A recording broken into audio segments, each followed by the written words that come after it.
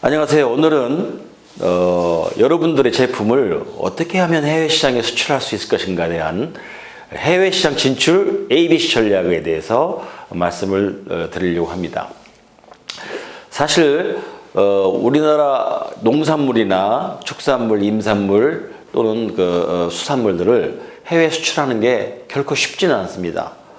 그럼에도 불구하고 정부에서 여러 가지 방법으로 여러분들을 지원하고 있고, 특히 이제 임산물 같은 경우는 임업진흥원에서 여러분 수출을 도와주기 위해서 여러 가지 정책으로 도와드리는 그 정책을 많이 시행하는 걸로 알고 있습니다. 그런데 저 역시 현직에 있을 때 우리 제품을 수출하기 위해서 전 세계 70개국 이상 다녀본 기억이 납니다만은 경험을 해보니까 이게 수출이 결코 만만치는 않더라. 그렇지만 의지를 갖고 하면은 언젠가는 수출이 이루어지더라라는 그런 어떤 생각을 가지고 있습니다. 다만 여러분들이 지금 아마 일부 업체들은 본인이 부담을 했던 정부에서 지원을 받던 해외 전시회를 많이 다녀보셨을 겁니다. 또 바이어 미팅도 많이 해봤을 것이고 샘플링도 해봤을 것이고 여러 가지 노력을 해봤던 걸로 알고 있습니다만은 그 수출할 국가를 처음에 타겟팅하는 게 가장 중요합니다. 그래서 수출 국가를 어디로 결정에 따라서 정책이 완전히 달라집니다. 제품이 달라집니다. 그런데 한국에서 파는 제품 그대로 간다는 생각을 하면 현지에서는 좀 어려울 수도 있습니다. 그래서 커스터마이즈 된 제품, 그러려면 그 나라의 국가의 라이프 스타일이 뭐냐, 우리나라하고 문화 같은 건 뭐고 틀린 건 뭐냐, 그 다음에 그 나라의 시장 규모, 마켓 사이즈라고 그러죠. 시장 규모는 어느 정도가 되느냐, 앞으로 성장 가능성이 있느냐를 분석해야 되고, 그 다음에 진입 장벽에 대한 문제를 생각해야 됩니다. 특히 이슬람 국가 같은 경우는 할랄이 없으면 못 들어갑니다. 그런데 내 제품이 좋다고 무턱대고 제품 가지고 가본들 시간 낭비, 돈 낭비입니다. 물론 최근에는 정부에서 여러 가지 방법으로 교육도 시키고 그런 그 정보를 주기 때문에 그런 시행착오를 하는 업체는 거의 없습니다만은, 옛날에는 그런 무지한 업체들이 여러 가지로 고생만 하고 효과가 없는 경우가 많았습니다. 그래서 정치적인 진입장벽이 있는지, 종교적인 진입장벽이 있는지, 또는 아무리 제품이 좋아도 경제적으로 소득이 없으면 사 먹기 힘듭니다. 그래서 경제적으로 인컴이 어느 정도 되는지를 좀 고민해야 되겠다. 그 다음에 어느 나라는 경쟁 강도가 세고 어느 나라는 경쟁 강도가 낮습니다. 지금 우리나라 식품이 수출을 하기 위해서 가장 좋은 시기라고 저는 생각합니다. 지금 우리나라 농산물이나 임산물이나 모든 것들이 K 브랜드만 붙이면 수출이 아주 쉬워집니다. 한류 영향은 아주 무섭습니다. 그래서 그게 우리 K푸드죠. 우리는 K푸드인데 우리가 한류가 불고 있는 나라, 베트남 유명하죠? 베트남, 그다음 동남아, 러시아, 이런 식으로 한류가 불고 있는 바람을 우리가 같이 따라 들어간다면 굉장히 쉽게 시장에 진입할 수 있는 기회가 생길 거로 생각이 듭니다. 그래서 그런 것도 한번 기회를 볼 필요가 있고요. 그냥 의지 하나 갖고 가서 덤비는 것보다는 이런 전략적인 차원에서 진행하는 게 훨씬 효율적이라고 생각이 듭니다. 그 다음에 현지에서 우리가 이제 제품 홍보를 할 건데, 해외 수출에서의 가장 좋은 홍보 방법은 시식밖에 없습니다.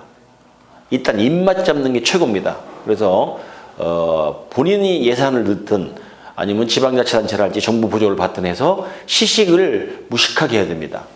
무식하게 하면 시식이 늘어나고 그분들 입맛을 찾기 시작하면 최하 2, 3년만 지나면 안정적인 수출을 할 수 있는 그런 인프라가 마련이 되고 여러분 제품을 좋아하는 팬을 확보할 수 있는 좋은 방법이라고 생각이 듭니다.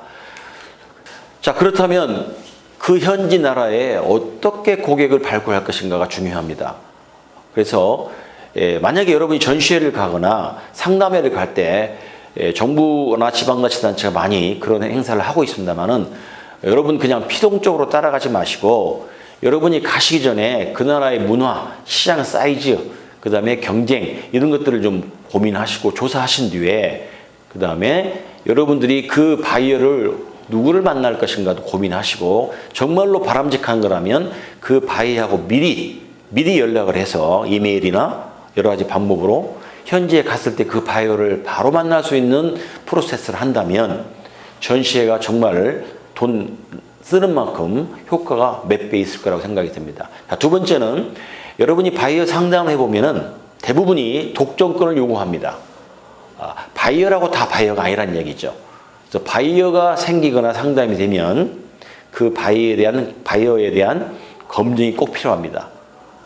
이분이 신용 상태는 좋은지, 이런 업종을 오래 해왔는지, 업력이죠. 세 번째는 이 사람이 우리 물건을 가지고 와서 현지에서 어떻게 판매를 할 것인지에 대한 것들을 충분히 이해하고 검증하지 않으면 물건 팔고 돈을 못 받거나 물건이 엉뚱한 데로 흘러가는 부작용이 분명히 발생합니다. 그래서 고객을 잡은 것도 중요하지만 그 고객에 대한 검증이 정말 중요합니다. 그래서 고객 검증에 대한 것은 현지에 있는 코트라나 또는 현지에 나가 있는 우리 대사 영사, 코이카 이런 데를 통해서 부탁을 하면 기본적인 정보는 다 여러분이 받을 수가 있습니다. 그래서 고객 검증이 필요하고 마지막으로 거래 조건이 결정이 돼야 됩니다.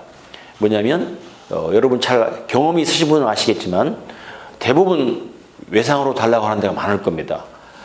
수출을 하다 보면 초기 조건이 있고 중간 조건이 있고 마지막 조건이 있습니다. 초기 조건은 가능하면 현찰로 바꿔주는 게 가장 바람직합니다. 그거를 TT라고 그러는데, 그래서 물량이 많은 게 중요한 게 아니라 제품이 가서 그 시장에서 자리를 잡는 게 중요합니다. 그래서 초기 조건을 잘 여러분들이 고민을 하셔야 됩니다. 그래서 꼭 컨테이너가 아니래도 팔레트 단위로 수출을 해도 의미가 있습니다. 일단 이건 테스트 마케팅이기 때문에 그 다음에 거기에 대한 결제 조건이랄지 신용도를 판단한 뒤에 그 다음에 컨테이너 베이스로 수출하는 것도 하나의 방법입니다.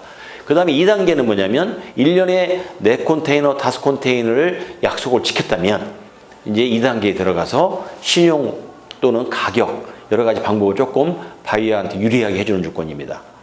그래서 차츰차츰 고객을 육성하는 이런 프로세스가 필요하고요. 마지막으로는 이제 그런 것들이 검증이 됐으면 고객을 확정하는 겁니다. 이제 그 고객한테, 그 바이어한테 그 나라 시장을 맡기는 겁니다. 그때 가서 독점권을 주는 겁니다.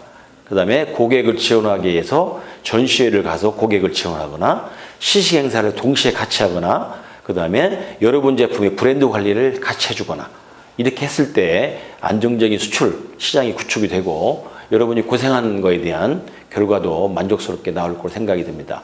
자, 다시 한번 정리를 해드리면 수출은 쉽지는 않습니다.